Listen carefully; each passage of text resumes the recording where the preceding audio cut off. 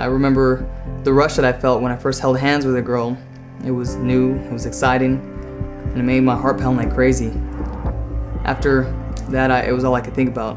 Yeah, I love that rush, that feeling that it gave me.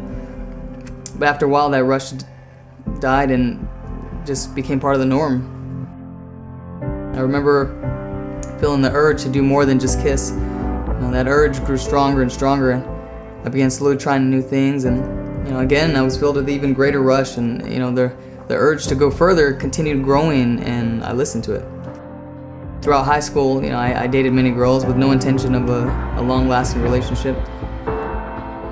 So I got to a point in my life where all my relationships were ending horribly, and I could just feel myself change, and I was becoming a person I didn't like. I felt like I had just lost all innocence, and I just couldn't shake this feeling of guilt and shame and embarrassment, and it followed me around kind of like a shadow. Diane was just this really sweet and innocent person.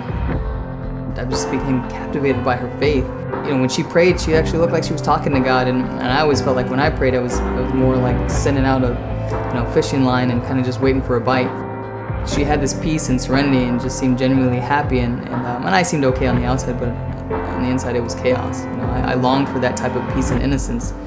She just had something I didn't have, and I wanted it. I started becoming really attached to Diane, and after some time I finally got the courage to tell her that I liked her and that I wanted to start dating. And she said, "All right, well, I like you too, but if you ever want to even think about having a relationship, or the possibility of a relationship, there are 3 things I want you to do." And she said, the first thing is, if we decide to have a relationship, then I want you to ask my father's permission, because it's important for me to have my family involved, and I want him to give us permission first.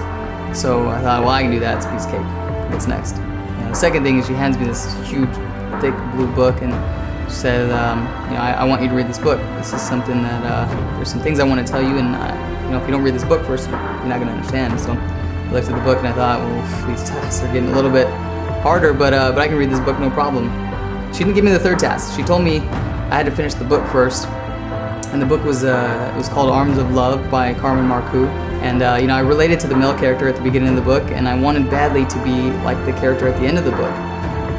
It gave me hope, it inspired me. I was ready for that third task. So when we got together to talk about the book, I was all excited, telling her this is the greatest book I had ever read, and she gave me the third task, and I wasn't at all prepared for what she was about to ask of me. She started telling me about an experience where that she had with a guy who had hurt her. He humiliated her, after he took advantage of her. So she was so heartbroken that she drove herself straight to a nearby church, and in her sobbing, she makes this promise to Mary and to God that she would not kiss another man until she was standing with him before the altar on her wedding day. And then she said, if you want to be with me, then you have to take on that promise too. The next thing I tried to do was convince her that it was probably not a good idea. I said, I don't, that's amazing that you want to make that promise, that's cool, but I don't think kissing's a bad thing, before marriage. And she said, oh, I know, it's not a bad thing. I made that promise because I wanted to keep myself from falling into doing more than just kissing, and kissing can easily lead into other things, and if we don't kiss, then I don't have to worry about that. And I know that the guy that's willing to take on this promise for me will be the man that I can marry. I know that he'll be the man who loves me for me and not just my body. Obviously this girl was prepared to have this debate, and I wasn't. In fact, I was thinking, wow, that's a really good point. But sensible or not, I was pretty sure that there's no way I could even do this, even if I wanted to. But I like this girl so much that I reluctantly told her, if that's your promise, I guess I have to respect that. She set the standard high, and she wasn't willing to compromise. She said, take it or leave it, and since there was no negotiation, I had no choice but to agree to the terms. I only said yes to respect Diane's promise because I knew it was the only way I could be in a relationship with her. Luckily, that was enough to cause a major shift in my life. And often when I tell people my story, I use the example that I was something like a drug addict who went into rehab, and those first couple months were like hell for me. Trying to kick my addictions to lust was a lot like trying to cut off my own arm. It was so much a part of the person that I was. The good news is that my relationship with Diane started improving things for me, because she was so physically distant. It was a lot easier for me to control myself, but I was also able to think clearly without the smoke of lust clouding my thoughts. learning the truth of morality in the Catholic Church was much easier when I wasn't constantly involved in sin. We went to a faith conference one Saturday, and at the sellers tables I noticed this book called An Introduction to Theology of the Body by Christopher West. And I remember the book Arms of Love that Diane had given me, when on the back it said it was based on something called Theology of the Body. And so I was interested just to know what it was. So I took it home with me, and I just devoured this book. I fell in love with the theology of the body, and I just began to buy anything I could get my hands on concerning the theology of the body. The teaching was amazing, and it opened my eyes to God's plan for life, love, marriage, and sex. It explained all the desires I had for union, and it showed how God purposely gave us sexual desires and created us male and female so that we could come to know Him.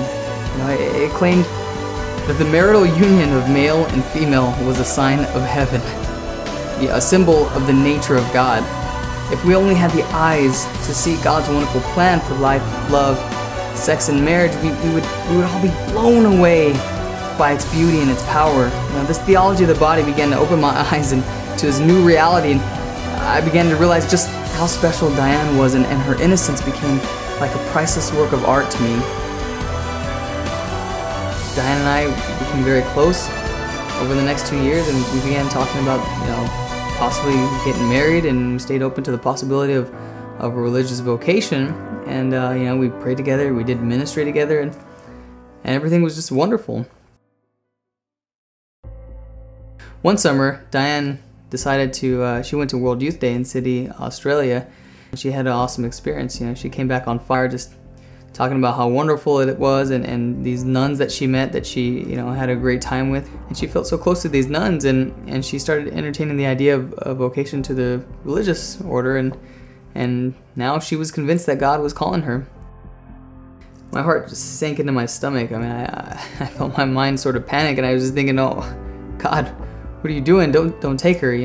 My whole world just turned upside down, and I just thought, well, what am I gonna do? I thought we were meant for each other, and a deep pain shot through me and through my heart at the thought that I would never be able to experience what it was like to kiss the lips of the girl that changed my life forever. I valued our relationship so much, but I realized that I also valued what the relationship had done for me. I realized that I had no regrets. I decided that I needed to swallow my fears and just love Diane enough to allow her the opportunity to pursue God's call for her. I knew I had to do what was best for her, whether or not it was painful for me. So one day while we're talking on the phone, I decided to do what needed to be done. I started off telling her how much life had changed since I had met her, and how grateful I was that God brought her into my life, and I knew that my job was to make her happy. And if we were called to marriage, my job would be to do what was best for her and to help her get to heaven. And if we weren't called to marriage, then whatever vocation she was called to would be where she was going to find her fulfillment. So I told Dan, if that's where God's calling you, then I can't hold you back. I won't hold you back. I told her I loved her, and we parted ways. For 3 days we didn't even talk. Diane thought she might change her mind if we continued to talk as much as we did. And after 3 days, she called me and invited me to adoration and prayer at the local church that we were used to going to together. And she wanted to pray for guidance, and she wanted me to be with her for support. And so I did. I went with her, and we prayed together, we talked, we laughed, and I was so happy just to be with her that I almost forgot that we had agreed to go our separate ways. We had such a great time that day and that week. In fact, we started going to Mass and adoration together every day to pray for guidance, and like a dying fire that just needed a spark, our love and our relationship was rekindled. We fell in love all over again, except this time there was a confidence in our relationship that we never had. Within about a month or so, we were engaged. I felt like a real man for the first time ever in my life. Men are created to be protectors and to serve the woman they love, to lay down their lives for them. And for the first time, I said no to my body and my desires. And I gave my fears over to God, and I just said yes to His will for me. I finally figured out the solution to becoming a real man, and it's to be crucified, to love another more than you love yourself. And when I made that decision, I proved to Diane and to myself that I was willing to go to the cross for her. Her happiness and fulfillment was worth the price of my life. From the point that I told Diane that I loved her enough to support her pursuing God's calling, even if it wasn't with me, she knew that I loved her more than I loved myself. She knew that I feared her pain more than my own. And she knew that I was the guy that she could give herself to in marriage. A year and a half later, her and I are standing at the altar.